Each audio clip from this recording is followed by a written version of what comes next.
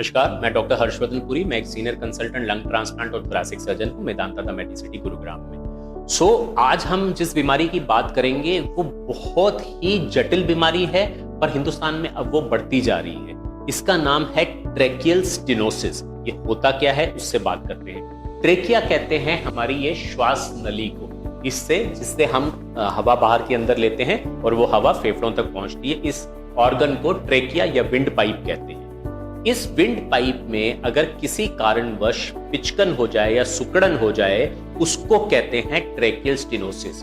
आज हम इसकी बात कर क्यों रहे हैं? क्योंकि अब ये भारत में बढ़ती जा रही है। बढ़ क्यों रही है? एक मॉडर्न चीज होने की वजह से, एक अच्छी चीज होने की वजह से कि हिंदुस्तान में आईसीयूज के बेड अब बढ़ते जा रहे हैं। हमने देखा है लोगों को आईसीयूज की जरूरत अब बहुत ज्यादा पड़ती है। जैसे कि हमने कोविड में देखा, बहुत सारे पेशेंट्स आईसीयूज में एडमिट हुए, वो वेंटिलेटर पे चले गए। आजकल ट्रॉमा के केसेस हाईवेज बनने की वजह से बहुत ज्यादा हैं। जब उन्हें चोट लगती है तो थोड़ा टाइम उनको वेंटिलेटर पे रखना पड़ता है, क्योंकि उनको श्वास उनके फेफड़े तक पहुंचानी होती है। अगर इन पेशेंट्स को कुछ थोड़ा ज्यादा लंबा टाइम के लिए वेंटिलेटर पे रखना पड़े, तो उस ट्यूब की वजह से, जो वेंटिलेटर की ट्यूब इनकी श्वास नली में पड़ी होती है, वहां खून की सप्लाई थोड़ी कम हो जाती है और इस पेशेंट्स में ट्रेकियल स्टेनोसिस होने का संभावना बढ़ जाती है। होता क्या है बेसिकली, जब ये पेशेंट्स वेंटिलेटर से बंद कर दिए जाते हैं, ऑफ कर दिए जाते हैं, तो उसके बाद कुछ दिन तो ये पेशेंट ठीक तरह चलते हैं और फिर एकदम इनको लगता है कि इनकी सांस लेने की जो कैपेसिटी है वो कम हो गई है और सांस बड़ी ही आवाज के साथ आ रही है। इस प्रॉब्लम को कहते हैं स्टाइडर होना, जिसमें ऐसे करके पेशेंट सांस लेता है कि किसी रेजिस्टेंस के साथ वो सांस ले रहा है।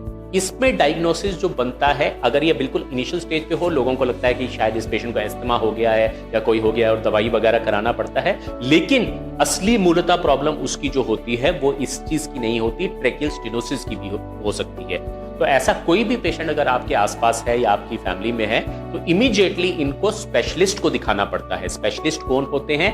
पल्मोनोलॉजिस्ट, चेस्ट फिजिशियन या थोरैसिक सर्जन्स, जो इस बीमारी का डायग्नोसिस कर पाते हैं। जब ऐसे किसी आप पेशेंट को उनके पास लेके जाएंगे तो कुछ टेस्ट करेंगे वो इन पेशेंट्स में, जिससे देखा जाएगा कि श्वास नली की स्थिति अब है क्या इस टाइम पे। सबसे इंपॉर्टेंट टेस्ट होता है ब्रोंकोस्कोपी।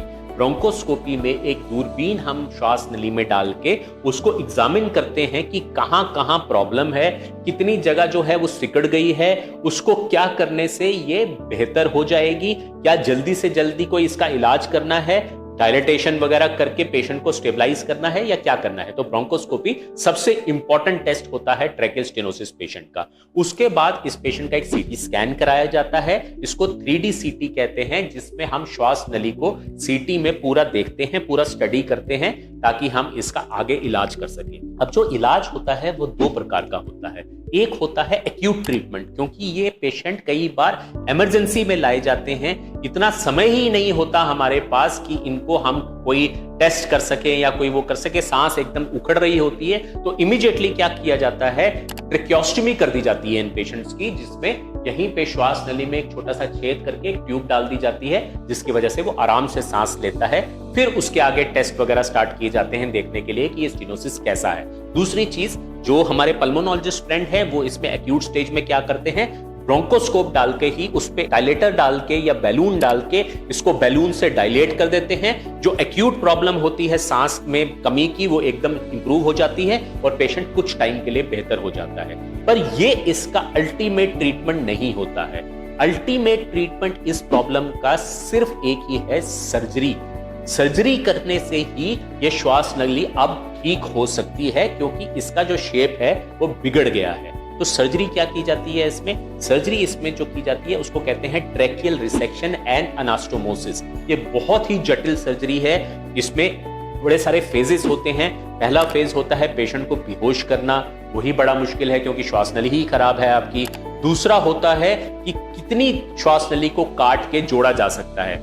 हमारी श्वास नली जो है वो एक्सक्लूसिव ऑर्गन है, इसकी जगह किसी और का ऑर्गन लगाना इम्पॉसिबल है। ना ही इसमें किसी मनुष्य का ऑर्गन लग सकता है, ना ही किसी जानवर की नली लग सकती है। श्वास नली सिर्फ अपनी जो होती है उसी को काट के जोड़ा जा सकता है। तो काफी जटिल सर्जरी होती है, जिसमें हम पूरा बेहोश करते हैं, फिर नेक में एक इंसिजन देते हैं, इस श्वास नली को काटते हैं और फिर बाहर से हवा दे के इसको जोड़ते हैं। इस ऑपरेशन को कहते हैं ट्रैकियल रिसेक्शन एंड एनास्टोमोसिस। ये ऑपरेशन हमारे सेंटर में हिंदुस्तान में सबसे ज्यादा किया जाता है। इसी वजह से हम लोगों को, हमारे सर्जन्स को इसमें महारत हासिल है। सांस की नली जोड़ने के बाद ये पेशेंट 1 हफ्ता भर हमारे पास रहते हैं और फिर इनकी श्वास की जो प्रॉब्लम है बिल्कुल सॉल्व हो जाती है। आजकल ये सर्जरीज हमने दूरबीन और रोबोट के माध्यम से भी करना स्टार्ट कर दी हैं, जिससे पेशेंट को छोटे छोटे छेदों से ये सर्जरी हो जाती है और काफी ज्यादा फायदा होता है। तो आपने देखा कि श्वास नली का ये जो स्टेनोसिस हैं वो क्या होते हैं, इनमें सिम्टम्स क्या होते हैं, एक्यूट ट्रीटमेंट क्या होता है और इलाज कैसे होता है। बहुत सारे लोग मुझसे पूछते हैं क्या इसका इलाज बहुत महंगा होता है मेदांता में, तो ऐसा बिल्कुल नहीं है। बहुत ही कम और नॉमिनल प्राइसेस पे इन श्वास नली के जो स्टेनोसिस है या जकड़न है उसका इलाज आजकल हम कर रहे हैं, जिससे बहुत सारे पेशेंट्स को फायदा मिल रहा है। अगर आप इसके बारे में कुछ भी और जानना चाहते हैं, आप हमारी हेल्पलाइन नंबर पे हमसे संपर्क कर सकते हैं। नमस्कार।